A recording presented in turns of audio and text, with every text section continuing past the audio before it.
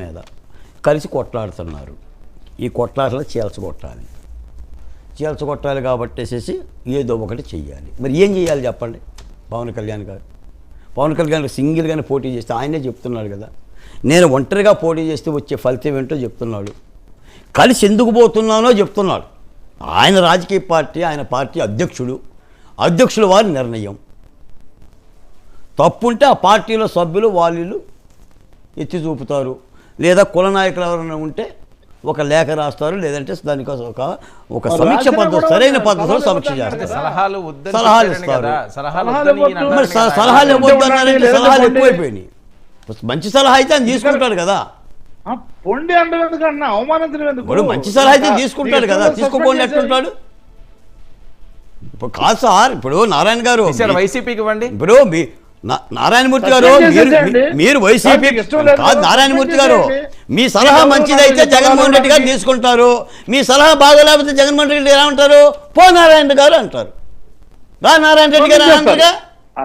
అట్లా కాదు, అనవసరమైన సలహాలు అని అనిపించినప్పుడు సస్పెండ్ చేయరు. ఎందుకంటే నారాయణమూర్తి గారు ఆ పంచాయతీ జనసేనది, మీకేంటి ఇంట్రెస్ట్ చెప్పండి. మరి మీ పంచాయతీ చెప్పండి, నారాయణమూర్తి గారు మీ పంచాయతీ చెప్పండి. మీ పంచాయతీలో మీ ఎంపీ శ్రీకృష్ణదేవరాయలు కహాహాయ్, మీ కడప సంజయ్ కుమార్ ఎంపీ గారు ఎక్కడున్నారు?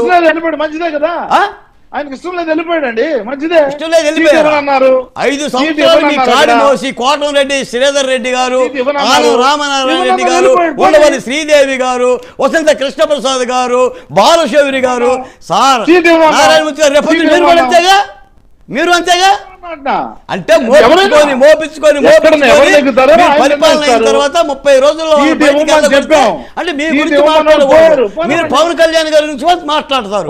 పవన్ కళ్యాణ్ గారికి ఎంతమంది ఎమ్మెల్యేలు ఉన్నారు, ఏమున్నారు? బాలకోటి గారు ఒక విషయం, బుద్రగడ పద్మనాభం అంటే సిగ్గులేని వాళ్ళు ఉన్నారు.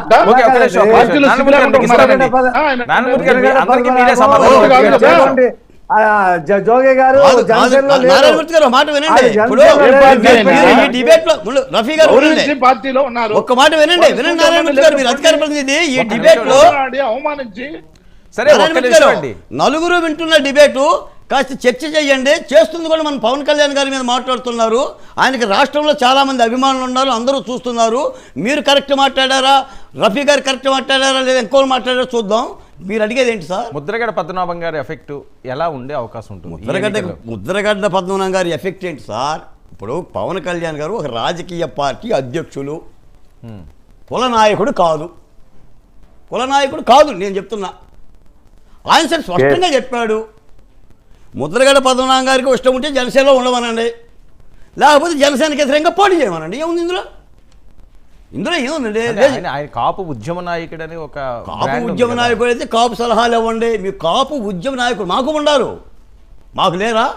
300 మాల సంఘాలు ఉన్నాయి ఆంధ్రప్రదేశ్లో, 250 కాపు సంఘాలు ఉన్నాయి, 450 బీసీ సంఘాలు ఉన్నాయి, కమ్మ సంఘాలు ఉన్నాయి, రెడ్డి సంఘాలు ఉన్నాయి, వనభోజనాలు ఉన్నాయి, పండుగలు ఉన్నాయి, పప్పాలు ఉన్నాయి, జాతరలు ఉన్నాయి. ఇది రాజకీయ పార్టీ సార్. ఇది ఇప్పుడు బహుజన్ సమాజ్ పార్టీ ఉత్తరప్రదేశ్లో బహుజన్ సమాజ్ పార్టీ అంటే ఓట్లు మీవి సీట్లు మావి అనే నినాదంతో పుట్టిన పార్టీ. బ్రాహ్మణులకు ఇచ్చింది అత్యధికంగా సీట్లు. కాంశీరామ్ గారు అధికారంలోకి వచ్చారు. వాళ్ళు ఈ రోజున ఒక రాజ్యాధికారంలో రావడానికి, చట్టసభలో రావడానికి రాజకీయ ఆలోచనలు ఎఫెక్ట్ ఏముండదు. ఎఫెక్ట్ సార్ మీరు అదిగా ఎందుకని నా దగ్గర కూడా ఎఫెక్ట్ పెడుతున్నారు. నేను ఎఫెక్ట్ ఉంటుందా ఉండదని కాదు, వాళ్ళు చాలా దశాబ్దాల కాలంగా ఆ కులాల కోసం కష్టపడ్డారు. వాళ్ళని కామెంట్ చేసే పద్ధతి నేను ఎందుకు చేస్తాను? Okay right. నాగేంద్ర గారు చాలా అంశాలు ఆయన ప్రస్తావించారు. ఏ వచ్చినా సరే తొక్కుకుంటూ వెళ్ళిపోతారట.